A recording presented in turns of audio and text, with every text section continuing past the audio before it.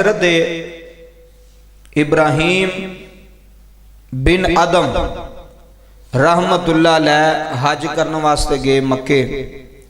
जदों हज करने वास्ते मक्के गए, हज कर लिया ते जिदन टिंड करवाने की वारी आई ना, तो नाई नूं कहन लगे भाई मेरी टिंड ते कर छड़। नाई कहन लगा ठीक है मैं कर देना। नाई ने वेख्या कोई गरीब जिहा बंदा है, कोई माड़ा जिहा मस्कीन जिहा बंदा है। उन्हें ना हजरत इब्राहीम बिन अदम की टिंड करनी शुरू की थी, तो वेख्या कि एक कोई अमीर बंदा कोल बैठा सी, वो आ गया। उन्हें नाई नूं कहा भी पहला मेरी हजामत कर। नाई ने समझा भी बंदा मीर माल चोखा देवेगा। उन्हें हजरत इब्राहीम बिन अदम की कटिंग छड़ के टिंड छड़ के ना, तो जिहड़ा अमीर बंदा आया सी ना मालदार, ओदी टिंड करनी शुरू कर छड़ी। हजरत इब्राहीम बिन अदम फरमांदे ने मैं वेंदा रहा। उन्हें जांदियां ना एक दिनार दिता।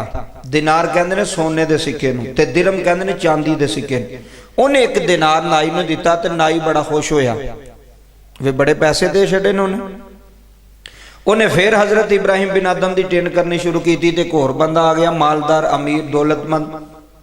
वो कहन लगा नाइया पहला मेरी टिंड कर। उन्हें फिर हजरत इब्राहीम ने छड़ के ना जी तो मालदार दी टिंड करनी शुरू कर छड़ी। जरा इस गल का निचोड़ कढ़ना है, तो तसव्वुर करना भी इस गल में सबक की है। मैं होवां तुसी होवो, कोई आम बंदा होवे, जैद होवे, बकर होवे, नाई की दुकान ते तुसी जाओ, ते नाई तुहाडे वाल कटदा होवे, ते बंदा एक पिछू आ जाए, वो नाई नूं आखे पहला मेरी हजामत कर बई कटिंग कर। ते नाई तुहानूं आखो चलो जी कुर्सी तो जरा तुसीं उठो ना, ते पिछे बवो, ते मैं पहला इस जनाब की हजामत कर ला, तुसीं बर्दाश्त करोगे? दिलों गल दसनी। बंदा कहेगा यार मैं तेन पैसे नहीं देने, मैं फ्री तेरे को कटवानी है, तू उस बंदे नूं मेरी कुर्सी ते क्यों बिठाया है? भावें जिड्डा मर्जी भी मालदार बंदा है, लेकिन हर बंदे की इज्जत होंदी है, हर बंदे का मकाम होंदा है, इज्जत नफ्स होंदी है। हजरत इब्राहीम बिन अदम फरमान लगे भी मैं जो वेख्या उन्हें दो बंदियां नूं मेरी टिंड छड़ के ते दो बंदियां दी कर छड़ी, ते मैं फिर भी चुप रहा। हत्ता कि उन्हें तिन्ना बंदियां दी टिंड करके ना, ते जो एंड हो गया ना, अखीर हो गई, तो उन्हें फिर हजरत इब्राहीम बिन अदम की टिंड की भी माड़ा बंदा इन्हें मैनू किहड़े को पैसे देने, किहड़ा को माल देना, किहड़ी को दौलत देनी।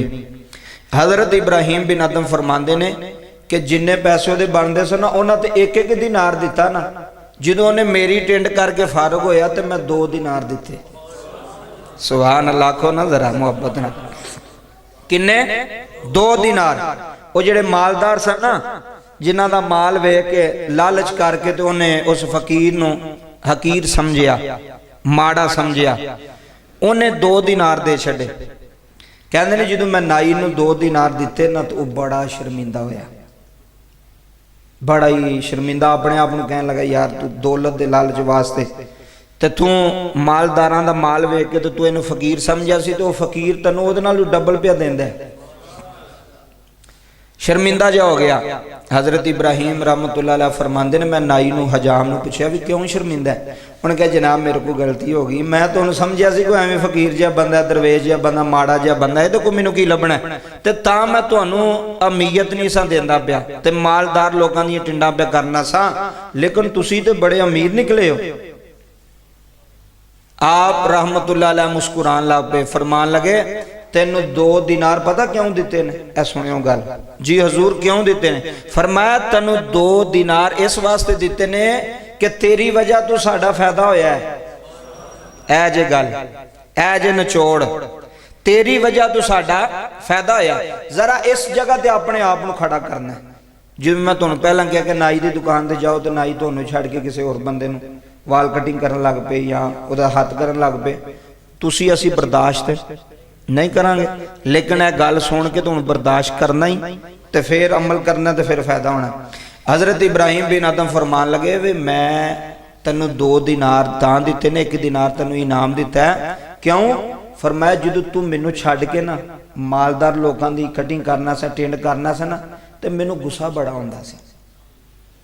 हर बंदे नूं हुंदा, मैनू बड़ा गुस्सा हुंदा सी, लेकिन मैं अपने गुस्से ते कंट्रोल करना सा, मैं अपने गुस्से के उत्ते सबर करना सा, ਤੇ ਉਹ ਜਿਹੜਾ ਸਬਰ ਕੀਤਾ ਨਾ ਆਪਣੇ ਗੁੱਸੇ ਦੇ ਉੱਤੇ, ਜਿਹੜਾ ਮੈਂ ਸਬਰ ਕੀਤਾ ਉਹਦੇ ਤੇ ਅੱਲਾ ਨੇ ਮੈਨੂੰ ਇਨਾਮ ਅਤਾ ਫਰਮਾਇਆ।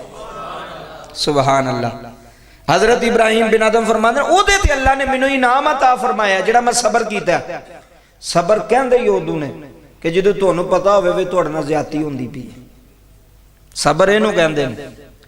इहनू सबर नहीं कहंदे भी वड्डा बंदा ठीक है उन्हें दो तीन चपेड़ा मारी तुसां आख्या सबर कर लिया, उत्थे तुसां करना सबर। जिथे गल ना हुंदी होवे या जिथे बंदे दा वस ना चलदा होवे उहनू सबर नहीं आंदे।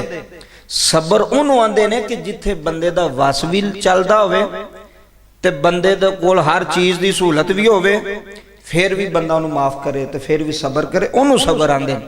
फरमांदे ने जेड़ा मैं सबर किया ना अपने गुस्से ते कंट्रोल किया उहदे ते अल्लाह ने मैनू अजर अता फरमाया। अगर कोई तुहाडी हकारत करदा, अगर कोई तुहानू जलील और रुसवा करदा उहदे ते सबर करो। कोई तुहानू गाल कढ़दा वो गाल तुहानू तां कढ़दा तुहानू जलील करने वास्ते, कोई तुहानू चपेड़ भी मार छड़दा क्यों पे मारदा तुहानू रुसवा जलील करने वास्ते, उत्थे सबर करो। फिर पता लगदा भी सबर किनू आंदे। गुस्से दे उत्ते सबर करना, गुस्से ते कंट्रोल करना। फरमाया तां तैनू 2 दिनार दिते ने वे तेरी वजह तो साडा फायदा होया। तो हजाम कदमां च डिग पिया, कहन लगा तुहाडा नां की है? फरमान लगे नां नू छड्ड, फकीरां दे नां नहीं हुंदे। क्या बात है, फकीरां दे ना दरवेशां दे ना नहीं होंदे, ना चौधरियां दे होंदे ने। ए किसे दे नां दे नाल चौधरी लिखो बड़ा फुलेगा, मलक लिखो चौधरी लिखो आखणगे यार वे मेरे नां दे नाल चौधरी फ्लैक्स ते लिखिया गया, मेरे नां दी तख्ती ते चौधरी लिखिया, वो बड़ा खुश होएगा, वो दुनियादार खुश होंदे ने। लेकिन जेड़ा अल्लाह वाला है ना जी, जेड़ा दरवेश है ते फकीर है, वो अपना नां नहीं सामने लैके आउंदा, वो अपना चर्चा नहीं करदा, वो अपनी बल्ले बल्ले नहीं करवांदा। और इस गल तो हजरत इब्राहिम बिन आदम की गल तो साबित होया कि ज़्यादती होंदियां भी सबर करना अल्लाह वालियां दा काम है। किन्हां दा काम है? अगर अल्लाह वालियां दी गल्लां सुनदे हो तो फिर इहदे ते अमल भी करो। ज़्यादती होंदी होवे तुहाडे नाल कोई जुल्म ज़्यादती करदा ओहदे ते सबर कर जाओ, फिर अल्लाह दा मामला है, फिर अल्लाह